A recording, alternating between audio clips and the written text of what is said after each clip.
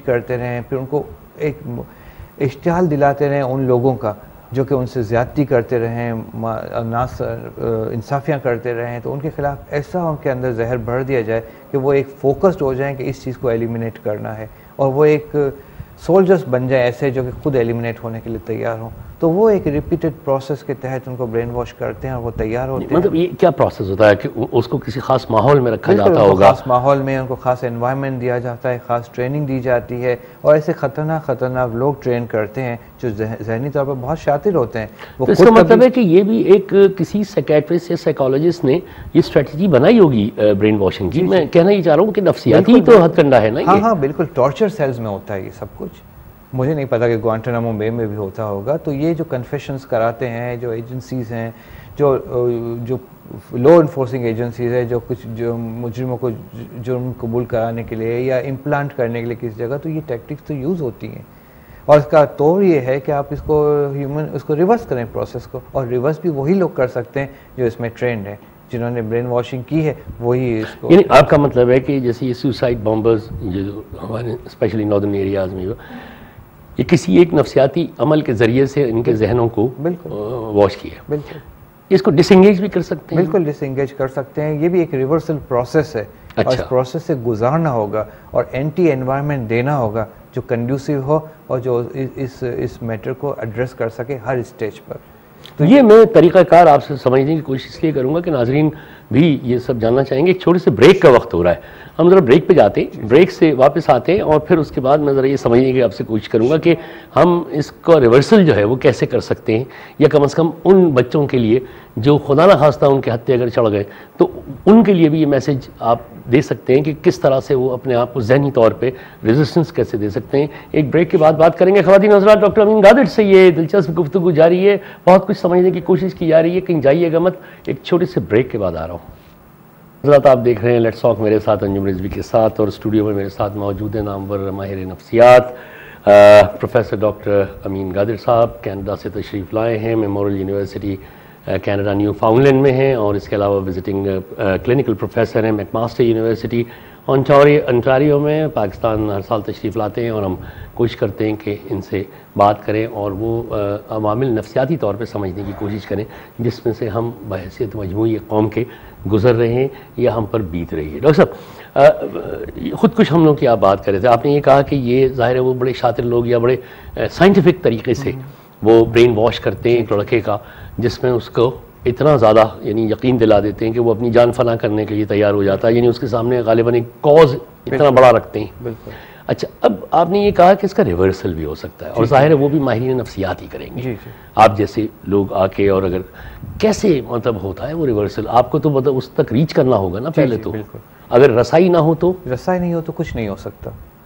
रसाई के लिए ज़रूरी है कि पहले उसको आज़ाद कराया जाए उस माहौल से।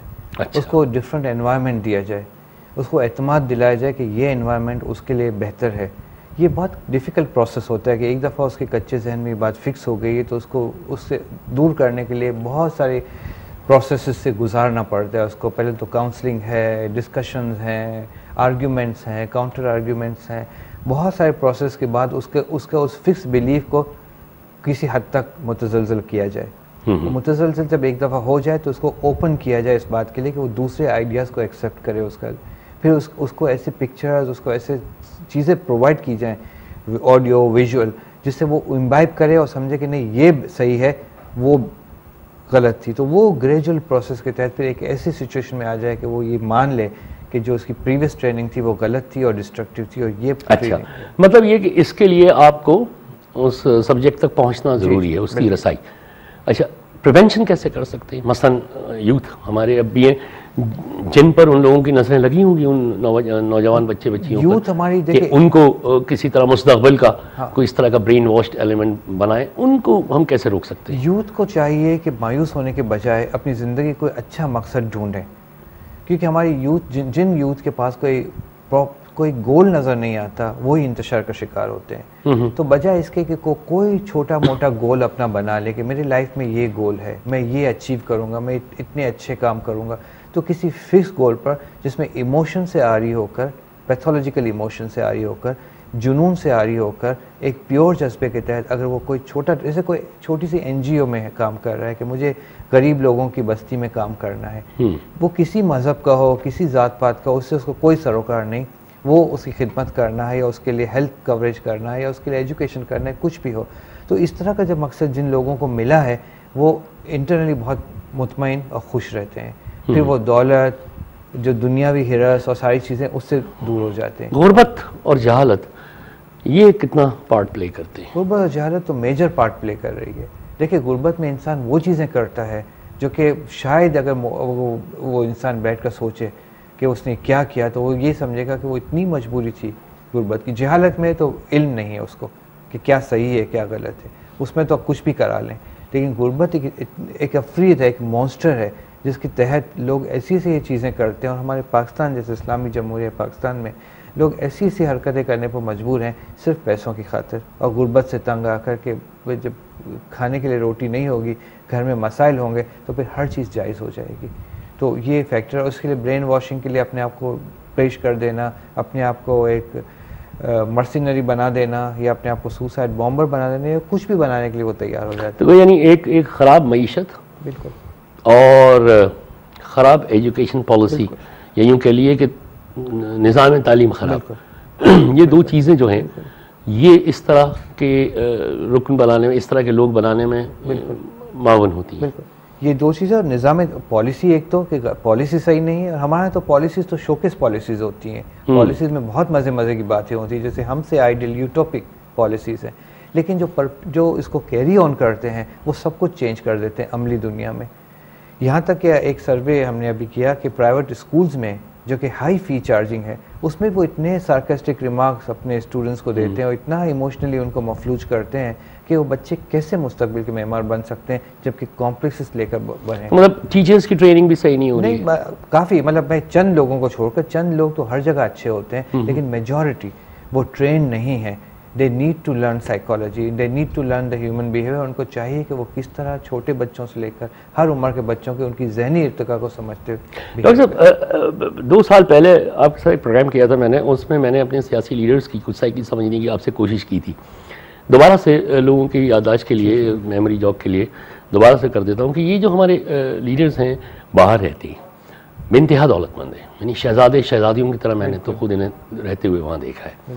इसके बावजूद भी ये एक तीसरी दुनिया का गरीब तरीन मुल्क पाकिस्तान, जो IMF के कर्ज़ों, लोन, इमदादों पे चल रहा है, वहाँ पे ये आते हैं और कभी जेल इनका मुकद्दर बनती है, कभी डिपोर्ट कर दिए जाते हैं, कोई जान से चला जाता है, अपनी असैसिनेशंस हो जाती हैं।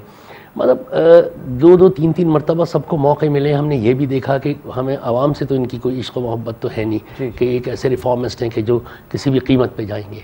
मतलब ये क्यों आते हैं? Why can't they enjoy their lives outside? They are living like prince and princesses. भाई बात ये है साहब कि ये एक एडिक्शन है, एक नशा है कि इतनी दौलत, इतनी ऐशो आराम, उनको थ्रिल चाहिए होता है। और पाकिस्तान से बेहतर प्लेग्राउंड कौन सा हो सकता है उनके लिए? नशा, ताकत का? बिल्कुल, नशा इक़्तिदार का, एक एडिक्शन है कि वो बार बार आए, इतना एडिक्शन कि उसमें जान की परवाह भी नहीं करते वो। तो यानी ये हुसूल इक़्तिदार के लिए आते हैं। बिल्कुल, हुसूल इक़्तिदार का यहाँ मतलब होता है ताकत। बिल्कुल, कि आप ताकत का मरकज बन गए। बिल्कुल, पावर एडिक्शन है। ये पावर एडिक्शन है। तो ये साइकिक पेशेंट्स हैं क्या? आप इसको सारे वो अपना इलाज नहीं करवाते हैं। तो मेरा ये अंदाज़ा है कि फ्यूचर में हमारी जो नफ्सियात की जो क्लासिफिकेशन है उसमें पावर एडिक्शन भी आ जाएगा। और एक मैंने आर्टिकल डॉन के लिए लिखा था कि उससे पहले पॉलिटिकल पर्सनालिटी डिसऑर्डर, कि वो एक टाइप का पर्सनालिटी डिसऑर्डर है कि जिससे उनको इतनी क्रेविंग इसके लिए है कि वो हर उससे गुजर जाते हैं, सारे ऐशो आराम और महल छोड़कर यहाँ आते हैं और वो थ्रिल जो इनको मिलता है, जो प्रोटोकॉल मिलता है, वो ऐसा कहाँ होगा? मैं उसी एडिक्शन पे फिर वापस आऊँ। एडिक्शन तो मतलब जैसे ड्रग एडिक्ट होता है मनशियात का, बिल्कुल, तो उसका इलाज होता है ना, मतलब आप साइकेट्रिस्ट हजरात ही उसका इलाज करते हैं।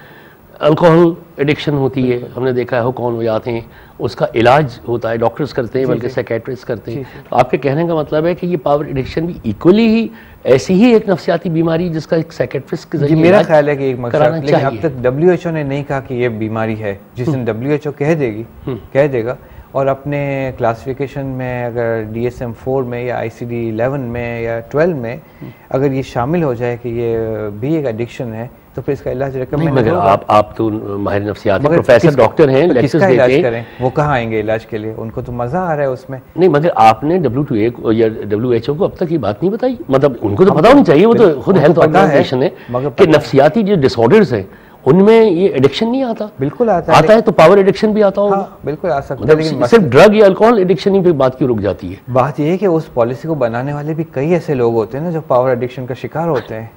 आपको पता है एक दफ़ा एक क्लासिफिकेशन में ये शामिल किया गया कि जो होमोसेक्सुअलिटी है, परवर्जन है, सेक्सुअल परवर्जन है, वो भी डिजीज़ में शामिल है। अब उन्होंने हटा दिया इसलिए कि वो एक कहा किसी ने ऑफ द रिकॉर्ड कि उस कमेटी में कई ऐसे लोग थे जो इस माइंडसेट से ताल्लुक उनका था या उस माइंडसेट को फॉलो करते थे, तो वो कैसे इसको डिजीज़ एक्सेप्ट करें और कैसे क्लासिफिकेशन में आने दें। पाकिस्तान में हमने बहुत सारी चीज़ें कुछ ऑब्जर्व की हैं जो पिछले 8-10 साल में, 12 साल में, खुसूसन जब मैं वापस आया आज से 4 साल पहले, तो मैंने देखा, तो मैं बड़े हैरत से मैंने देखा था। मगरिब की सोसाइटी में तो चलिए ये चीज़ें नॉर्म्स में से हैं। मसलन अभी आपने बात की, यहाँ होमोसेक्सुअलिटी का रुझान में अक्सर सर्वेज़ भी आते हैं, मुख्तलिफ NGOs के भी आते हैं और लोगों से भी बात होती है। अभी कुछ महीने पहले अमेरिकन एम्बेसी में इस्लामाबाद में होमोसेक्सुअल्स का एक इज्तिमा भी गालिबन का है, जिस पे बहुत मजहबी हलकों ने और सब ने इस चीज़ को वो किया था। मगर ये रुझान यहाँ क्यों बढ़ गया एकदम?